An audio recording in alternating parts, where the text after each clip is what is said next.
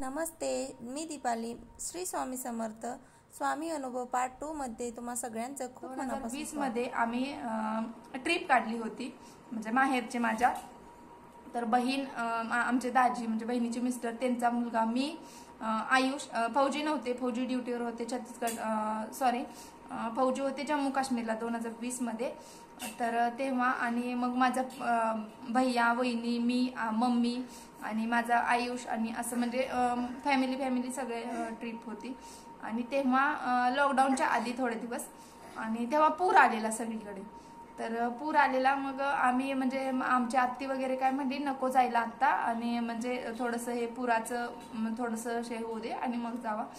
पण एक असतं ना आणि अक्कलकोटला कोण जाऊ शकतो, जो स्वामींच्या मनात आहे ना की या भक्तांनी किंवा जी माझी सेवेकरी आहे त्यांनी अक्कलकोटला यावं, तेच जाऊ शकतात. तुम्ही किती पण प्रयत्न करा, किती पण प्लॅनिंग करा, स्वामींच्या मनात जोपर्यंत येत नाही ना तोपर्यंत आपण अक्कलकोटला जाऊ शकत नाही म्हणण्यापेक्षा अक्कलकोटला आपल्याला स्वामी बोलवतच नाही, जोपर्यंत त्यांना वाटत नाही की हा सेवेकरी किंवा हा भक्त अक्कलकोटला म्हणजे येऊ शकतो.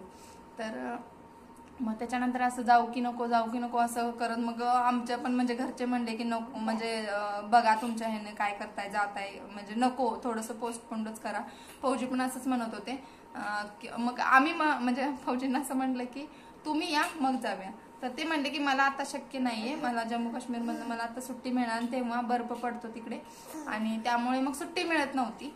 आणि मग त्यावेळेस काहीतरी तिकडे म्हणजे प्रॉब्लेम्स पण होते. त्याच्यानंतर मग आमचं फायनली ठरलं. मग आम्ही सगळे म्हणजे असं म्हणलं की काय होईल ते होईल, आपल्या जे आयुष्यात आहे, आपल्या जे नशिबात आहे ते होईल. आणि आमचं ठरलं, आदल्या दिवशी ठरलं, संध्याकाळी 9 वाजता, रात्री 9 वाजता असं म्हणजे हे झालं की आपण जातोय. म्हणजे आधी तयारी झाली होती बऱ्यापैकी, पण जाऊ की नको मग इकडे म्हणजे हे काय म्हणतायत किंवा हे कोणतरी काय तर म्हणताय तिकडं पूर आलाय किंवा असं तसं. तर मग आम्ही तिथून ठरलं, आमचं फायनल झालं आणि तयारी तर झाली होती आणि आम्ही निघालो. आणि अक्कलकोटला जाण्याआधी मला वाटतं आम्ही अजून एक कुठला तरी आम्ही पंढरपूरला गेलो अगोदर, तिथून आम्ही विजापूरला गेलो, विजापूर नंतर संध्याकाळी आम्ही अक्कलकोटला आलो. संध्याकाळी पोहोचलो अक्कलकोटमध्ये आणि तिथं आम्ही म्हणजे आमचा मुक्काम होता.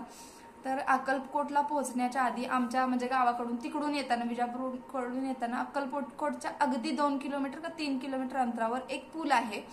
आणि त्या नदी, मला आठवत नाही कुठली नदी आहे ती, तुम्हाला माहिती असेल तर कमेंट करून सांगा तुम्ही जर त्या एरियात किंवा तुमच्या माहितीतली असेल तर. आणि त्या नदीला म्हणजे एवढा पूर आलेला की जेवढे पण पूल आहेत ना ते पाण्याखाली होती. आणि फक्त एकच पूल होता जो फ्री होता, रोड म्हणजे क्रॉस करू शकतो आपण, म्हणजे जाऊ शकत होतो त्या पुलावरून. आणि आम्ही म्हणजे पहिल्यांदा दुसरीकडे गेलो तर तिथे आम्हाला समजलं, म्हणजे पोलीस बंदोबस्तांनी सगळं ते ब्लॉक केलेला रोड. आणि मग तिथं आम्हाला समजलं की पुढे पुलावर पाणी आणि तुम्ही जाऊ शकत नाही. तिथून आम्ही माघारी फिरलो, परत जवळजवळ 10-15 किलोमीटर आम्ही फिरून दुसरीकडून आलो. कळलं की हा पूल चालू आहे आणि तुम्ही जाऊ शकता.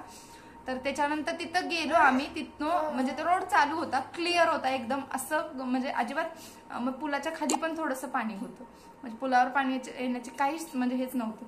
आणि त्याच्यानंतर आम्ही तिथून गेलो अगदी 2 किलोमीटरवर, 2 का 3 किलोमीटरवर अक्कलकोटचं जे मठ आहे, जो मंदिर आहे स्वामी समर्थांचं, तिथे आम्ही जाऊन पोचलो.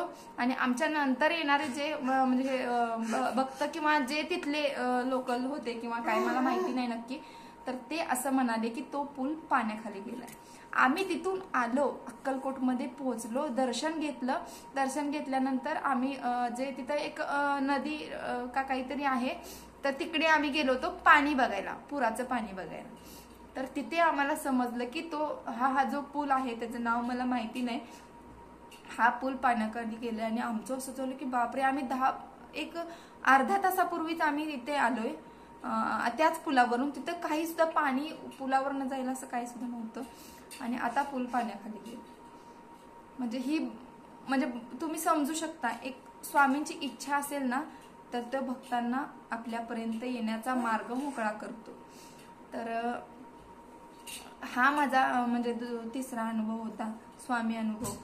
आणि तेव्हा असं वाटलं की आपण काहीतरी करतोय आणि काहीतरी चांगली सेवा करतोय आणि चांगली मनापासून, म्हणजे मी तेव्हा असं माझ्या मनात एकदम आलं की हा पूल बंद आहे ना, ठीक आहे, जर स्वामींची इच्छा असेल, जर स्वामींच्या मनात असेल की मी अक्कलकोटला यावं आणि त्यांचं दर्शन घ्यावं, तर आपण जाऊ शकेल. किंवा मग ते आम्हाला दुसरा ऑप्शन नव्हता, तिथून आम्हाला माघारी जावं लागणार होतं. माघारी म्हणजे घरी जावं लागणार होतं. तर मग तिथून आम्ही गेलो, पोचलो, तिथं मुक्काम केला, छान दर्शन घेतलं, आरती पण सापडली आम्हाला संध्याकाळची. आम्ही आरती केली, त्याच्यानंतर तिथे मुक्काम केला आणि दुसऱ्या दिवशी मग आम्ही कुठे गेलो, गाणगापूरला बहुतेक गेलो.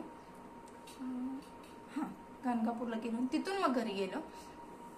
तर तिथून मग हा म्हणजे तुम्ही बघू शकताय, म्हणजे तुम्ही म्हणजे समजू शकता, स्वामींच्या मनात असेल तेच घडतं आणि स्वामींची इच्छा असेल तरच त्यांचं दर्शन होतं किंवा त्यांची सेवा. फक्त एवढंच आपल्या मनात एवढंच ठेवायचं की आपण निस्सीम स्वामींची भक्ती करायची आणि आपण मनात कोणतंही कपट, कोणतंही मनात कोणतीही वाईट भावना किंवा कोणाबद्दलही जी वाईट विचार असतील किंवा काही असतील ते न ठेवता निस्सीमपणे एकदम प्रामाणिकपणे आणि सेवा करत राहा.